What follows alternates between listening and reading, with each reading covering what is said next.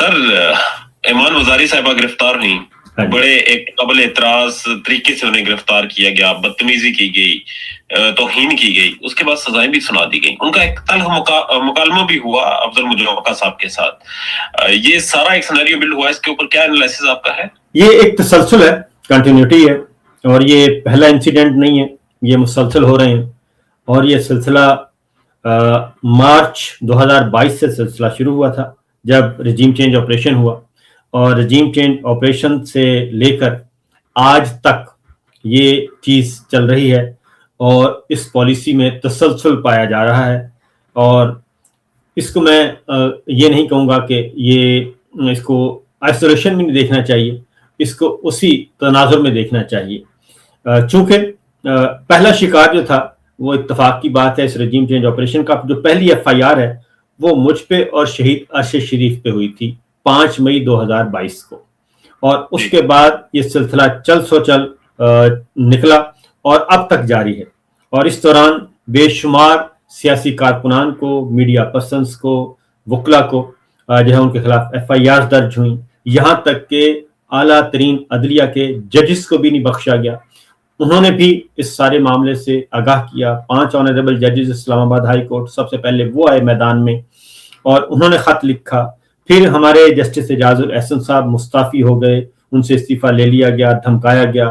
پھر جسٹس نقوی صاحب supreme court کے، ان سے استعفیٰ لے لیا گیا، ان کو بلیک میل کیا گیا، اور بہت سارے اس طرح کے معاملات ہوئے. پھر جسٹس شاہد وہ استعفیٰ دے کے چلے گئے، پھر جسٹس منصور علی شاہ صاحب استعفیٰ دے کے چلے گئے، جسٹس اطہر من اللہ صاحب استعفیٰ دے کے چلے گئے، جسٹس شمس محمود مرزا صاحب استعفیٰ دے کے چلے گئے. پھر یحییٰ آفریدی صاحب کو مسلط کیا گیا، اور جسٹس منصور علی شاہ صاحب نے چیف جسٹس بننا تھا، ان کو فارغ کیا گیا اور ان کی جگہ پہ ایک غیر آئینی ترمیم کے ذریعے چیف جسٹس بنا دیا گیا. پھر اسلام آباد ہائی کورٹ میں یہ حرکت کی گئی، امپورٹڈ جج لا کے یہاں پہ چیف جسٹس بنا دیے گئے. تو یہ ایک تسلسل ہے، لیکن ہماری وکلا برادری ہمارے میڈیا کی طرح بالکل خاموش رہی، اور یہ اتنے بڑے بڑے واقعات ہوئے، اور الیکشن چوری ہوئی، وہ خاموش رہے، اور آئین توڑا گیا، وہ خاموش رہے. قاضی صاحب اپنا کھیل کھیلتے رہے، قاضی فائز عیسیٰ، وہ خاموش رہے، دھڑے بندیوں کا شکار رہے، اور پرمٹ، پلاٹ، پیسہ، گرانٹس میں وہ الجھے رہے. تو جب یہ سب چیز ہوتی رہی تو یہ کام تو ہونا ہی تھا. اور اب یہ آگ جو ہے یہاں تک پہنچ چکی ہے کہ اب وکلا جو ہیں وہ مقدمات بھی ان مقدمات میں پیش ہوں گے جس میں ہمارے فسطائی حکمران چاہیں گے. اور جس طریقے سے ہمارے میڈیا پرسن کے ساتھ کیا گیا کہ پروگرام وہ ہوگا جو ہم چاہیں گے، جو ہم نہیں چاہیں گے تو آپ پروگرام نہیں کریں گے. میڈیا پرسنز کو بھی آف ایئر کر دیا گیا. تو یہ ایک تسلسل ہے جو کہ ہم دیکھ رہے ہیں، اور اس میں ہم سب شریک ہیں. وہ تمام لوگ شریک ہیں جو کل خاموش تھے، اور جو پرسوں خاموش تھے، جو 22 میں خاموش تھے، جو 23 میں خاموش رہے، جو 24 میں خاموش رہے، جو 25 میں خاموش رہے. وہ سب کے سب اس جو فسطائیت ہے اس کے ذمہ دار ہیں، کیونکہ انہوں نے اپنی آواز بلند نہیں کی.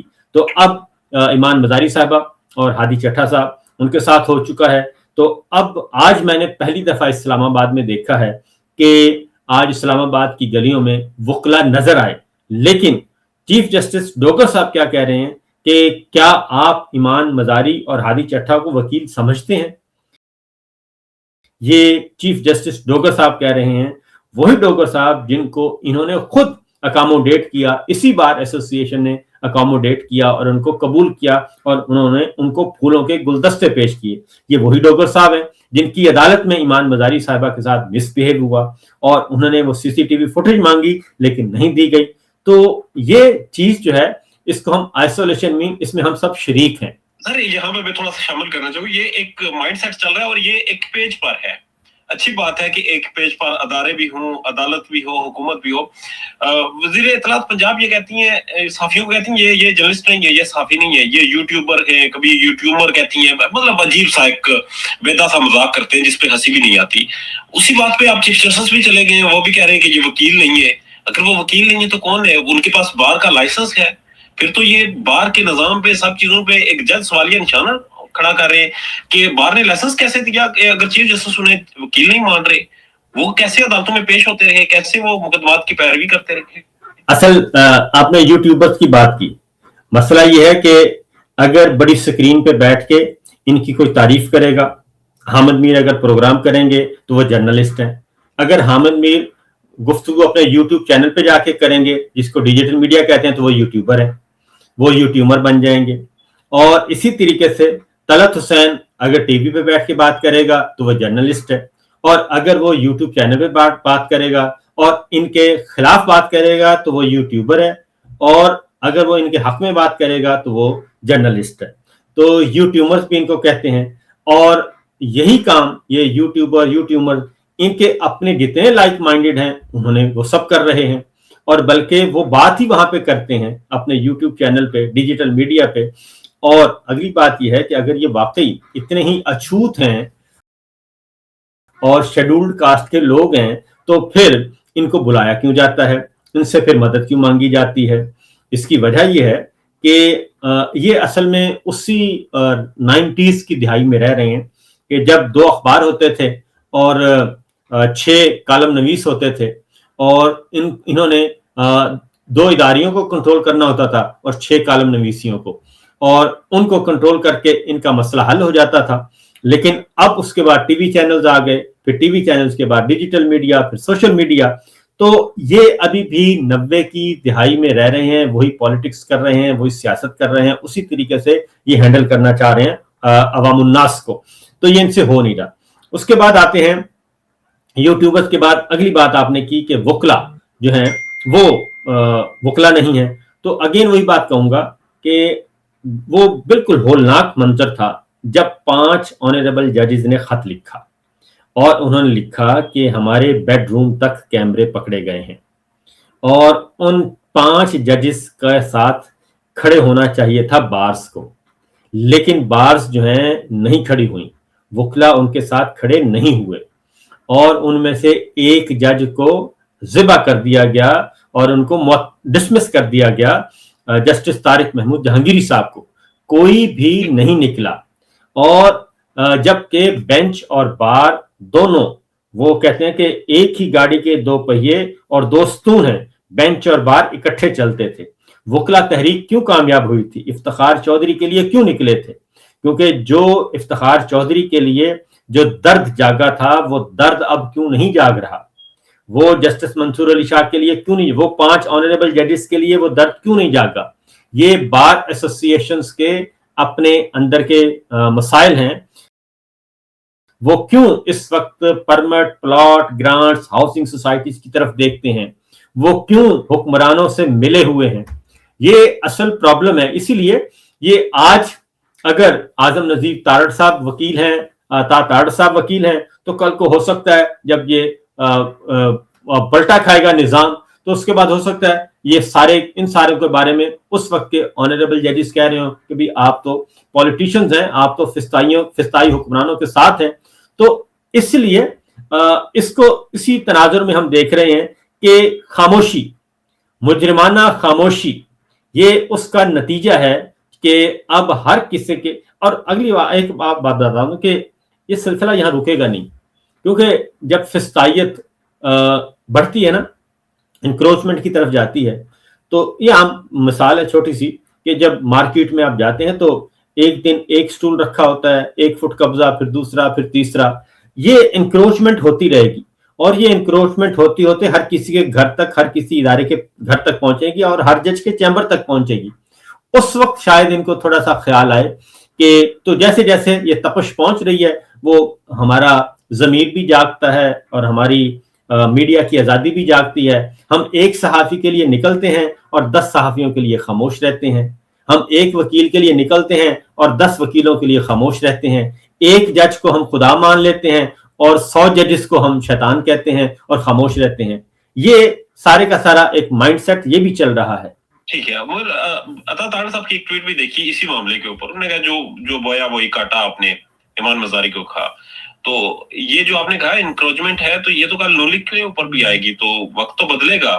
یہ سیٹ اپ جو کہا جا رہا ہے کہ یہ قائم رہے گا, اتنا لمبا تو قائم نہیں رہے گا, کسی نہ کسی دن بدلے گا, شاید انٹرنل بھی بدل سکتا ہے. تو یہ بویا تو نو لیگ نے بھی بہت کچھ ہے, تو کاٹے گی کیسے پھر؟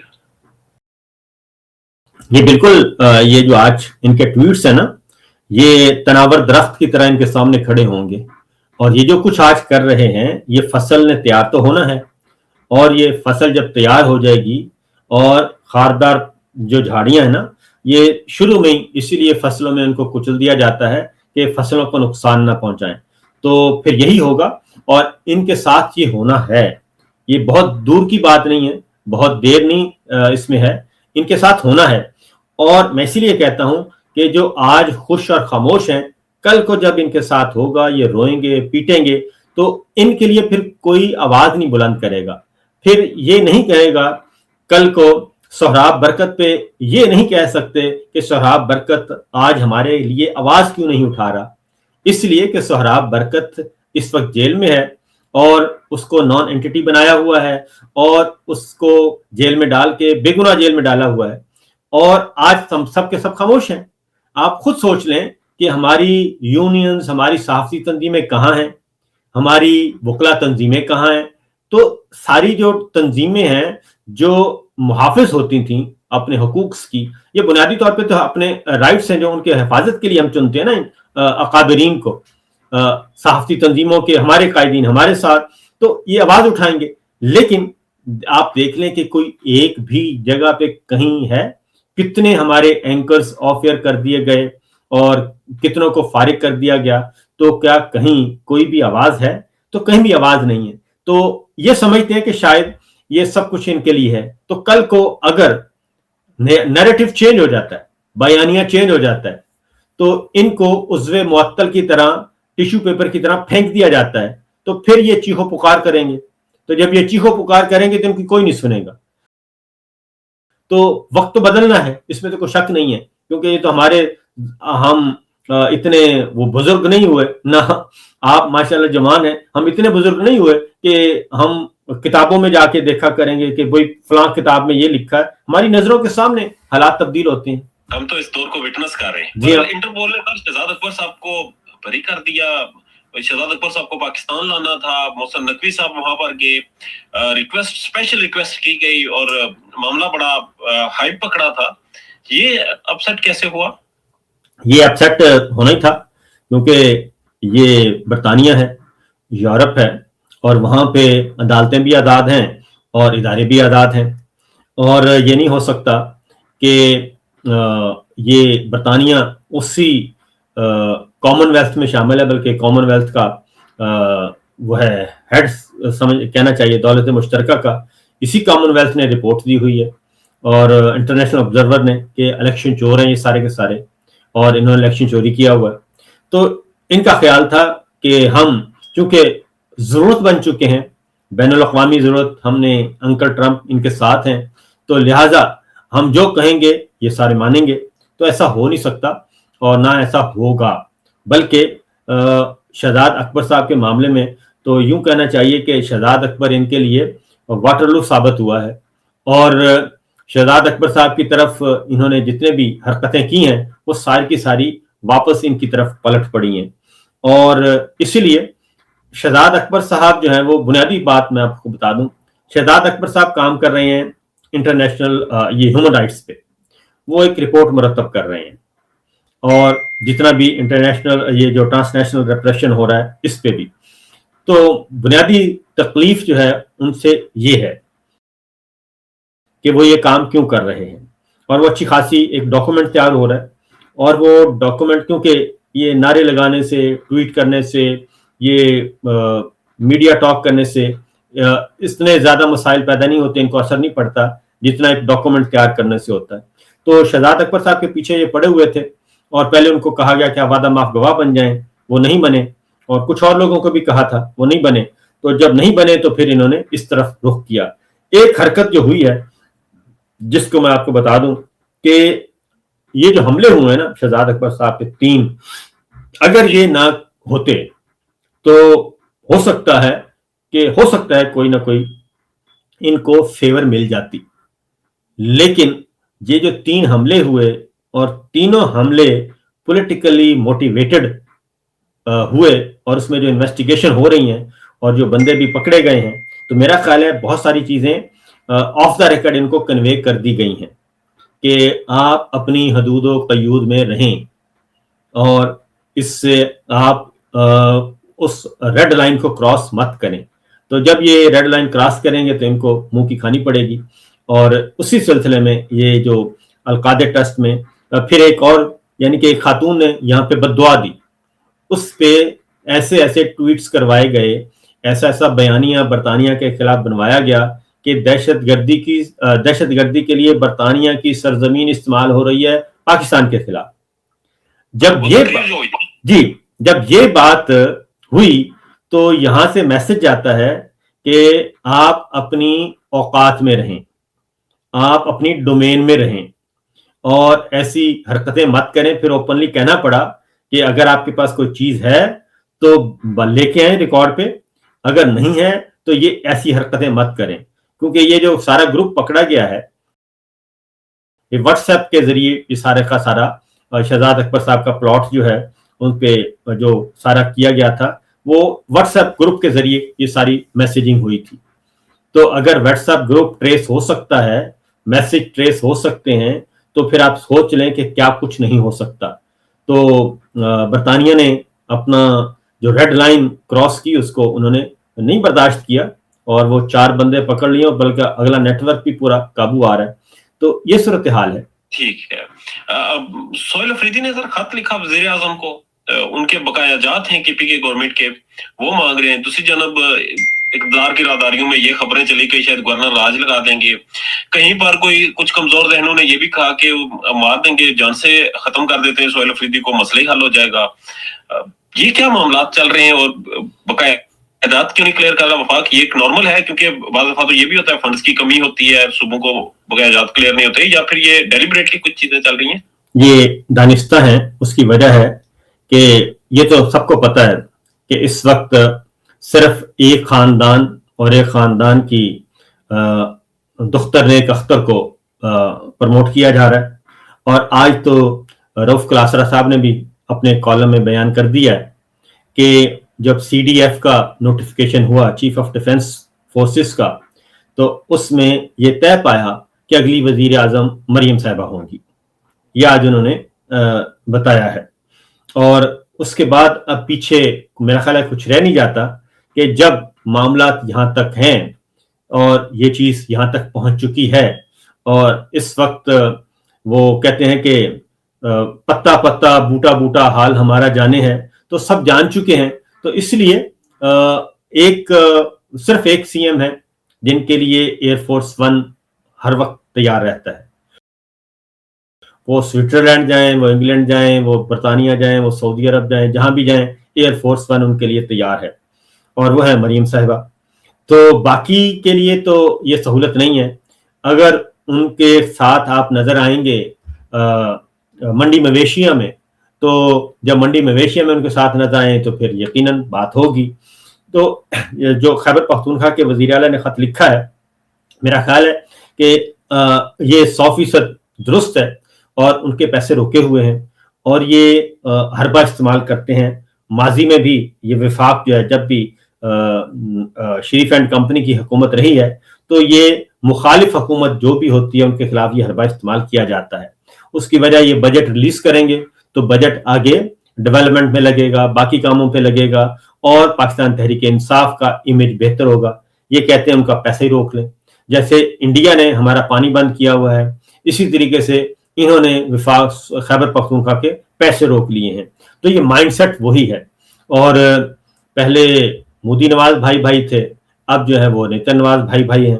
اس کے علاوہ تو کوئی فرق نہیں پڑا. یہ معاملہ کیا ہے جی؟ یہ نیتن نواز بھائی والا ہمارے پاسپورٹ کے اوپر لکھا ہوا ہے, ہم اسرائیل کے لیے کرامت نہیں ہے, ہم نے ان کے پیس بورڈ کے ممبر بن گئے ہیں, چلے ٹھیک ہے, اب اگر فوجیں بھیجنی ہوں گی تو کیا پاسپورٹ بدلے گا یا کیسے جائیں گے؟ یہ تو ایک نئی بحث ہے سر. تو یہ وہی بات ہے کہ بند کمروں کے فیصلے, اور جب آپ بند کمروں میں فیصلے کر لیں, اور یہ فیصلہ 10 سال پہلے کا ہوا ہے اور 10 سال پہلے کے فیصلے کو امپلیمنٹ کیا جا رہا ہے. جنرل باجوہ اور جنرل عاصم منیر صاحب کے درمیان یہ قدر مشترک ہے کہ اسرائیل پالیسی جو ہے وہ ایک ہی ہے, جو اس وقت تھی وہی اس وقت چل رہی ہے. اور جو جنرل باجوہ نے کام شروع کیا تھا وہ اس پہ امپلیمنٹ کیا جا رہا ہے اور آگے اس کی طرف بڑھا جا رہا ہے، سٹیپ بائی سٹیپ آگے بڑھنا ہے. تو اسی لیے یوٹیوبرز اور یوٹیوبرز کو بلایا گیا تھا کہ اس معاملے میں بھی ہماری مدد کریں، اور جو ہم فیصلے کر رہے ہیں وہ فیصلے تو ہمارے ہیں، ہمیں سپورٹ کریں، لیکن آپ نے یہ کہنا ہے کہ یہ سب حکومت کر رہی ہے.